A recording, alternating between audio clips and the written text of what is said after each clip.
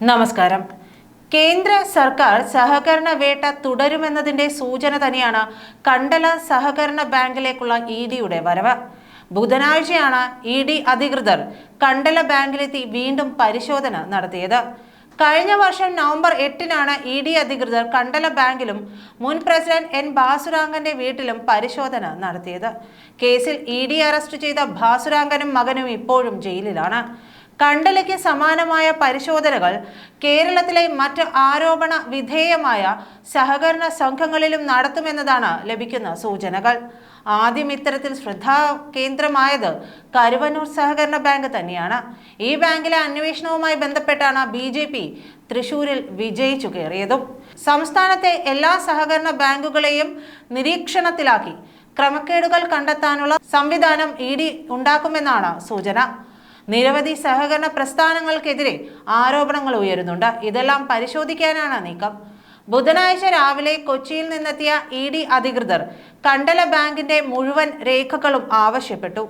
നിക്ഷേപകരുമായി ബന്ധപ്പെട്ട രേഖകളെല്ലാം അടുത്ത ദിവസം പരിശോധനയ്ക്ക് ലഭ്യമാക്കണമെന്നും ബാങ്ക് അധികൃതരോട് ആവശ്യപ്പെട്ടിട്ടുണ്ട്. കൂടാതെ ബാങ്കിൽ നിന്ന് നിക്ഷേപം തിരികെ ലഭിക്കാത്തവരോട് ഇഡിക്ക് മുന്നിൽ ഹാജരാകാനും നിർദ്ദേശം നൽകിയിട്ടുണ്ട്. മാറനല്ലൂർ പോലീസിൽ പരാതി നൽകിയ 64 നിക്ഷേപകരെയാണ് ആദ്യഘട്ടത്തിൽ ഇഡി പരിശോധനയ്ക്കായി വിളിപ്പിച്ചിരുന്നത്.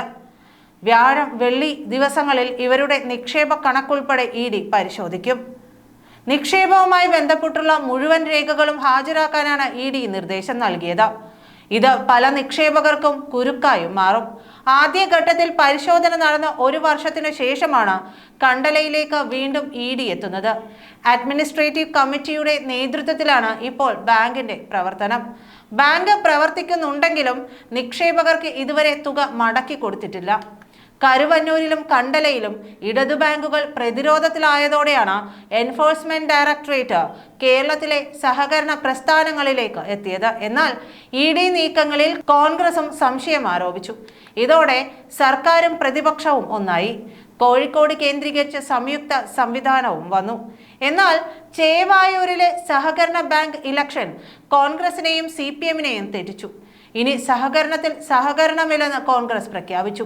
ഈ സാഹചര്യം കേന്ദ്ര സർക്കാർ മുതലെടുക്കുകയാണ്. തൃശൂരിൽ സുരേഷ് ഗോപിയെ വിജയിപ്പിച്ചത് കരുവന്നൂർ ബാങ്കാണെന്ന ചിന്ത BJPക്കുണ്ട്. ഈ സാധ്യത മനസ്സിലാക്കി കേരളത്തിൽ BJPയുടെ കരുത്തു കൂട്ടാൻ കേന്ദ്ര സർക്കാർ ഇടപെടലുണ്ടാകും. ഇതിന്റെ തുടക്കമാണ് കണ്ടല. ലോക്സഭാ തെരഞ്ഞെടുപ്പിൽ BJP മുന്നിലെത്തിയ നിയമസഭാ മണ്ഡലമാണ് കാട്ടാക്കട. ഈ മണ്ഡലത്തിലാണ് കണ്ടല ബാങ്ക് വരുന്നത്. ആറ്റിങ്ങൽ ലോക്സഭാ മണ്ഡലത്തിന്റെ ഭാഗമായിരുന്ന കാട്ടാക്കടയിൽ വൻ മുന്നേറ്റം BJP ഉണ്ടാക്കി. നിയമസഭാ തിരഞ്ഞെടുപ്പിൽ ഇത് ആവർത്തിക്കാനാണ് BJPയുടെ നീക്കം. ഇതിനു വേണ്ടി കൂടിയാണ് കണ്ടലയിലേക്കുള്ള ഇഡിയുടെ വരവ്. കോഴിക്കോട് ചേവായൂർ സർവീസ് സഹകരണ ബാങ്ക് തിരഞ്ഞെടുപ്പിൽ CPM പിന്തുണച്ച കോൺഗ്രസ് വിമതർ ജയിച്ചതോടെ UDF-ഉം CPM-ഉം തമ്മിലെ സഹകരണം അവസാനിപ്പിച്ചു. ചേവായൂരിൽ CPM അനുകൂല കോൺഗ്രസ് വിമത 11 അംഗ പാനൽ എല്ലാ സീറ്റിലും വിജയിച്ചു. പാനലിൽ 4 പേർ CPM-കാരും 7 പേർ കോൺഗ്രസ് വിമതരുമാണ്. ജനാധിപത്യ സംരക്ഷണ സമിതി എന്ന പേരിലായിരുന്നു അവർ മത്സരിച്ചത്. സഹകരണ ബാങ്കിലെ നിലവിലെ ചെയർമാനായ GC പ്രശാന്ത് കുമാറിനെ വീണ്ടും ചെയർമാനായി തിരഞ്ഞെടുത്തു. ഇദ്ദേഹത്തെ കോൺഗ്രസ് നേതൃത്വം പാർട്ടിയിൽ നിന്ന് സസ്പെൻഡ് ചെയ്തിരുന്നു. ഇദ്ദേഹത്തെ CPM അടുപ്പിച്ച് ബാങ്ക് ഭരണം അട്ടിമറിക്കുകയായിരുന്നു. ജനാധിപത്യ വിരുദ്ധതയാണ് ചേവായൂരിലുണ്ടായതെന്ന പ്രതിപക്ഷ നേതാവ് VD സതീശന്റെ വാക്കുകളടക്കം കേന്ദ്ര സർക്കാർ ഗൗരവത്തിലെടുത്തിട്ടുണ്ട്. ഈ സാഹചര്യത്തിൽ വിവാദ സഹകരണ സ്ഥാപനങ്ങളിലെല്ലാം ഇടപെടാൻ തന്നെയാണ് കേന്ദ്രത്തിന്റെ തീരുമാനം. നന്ദി.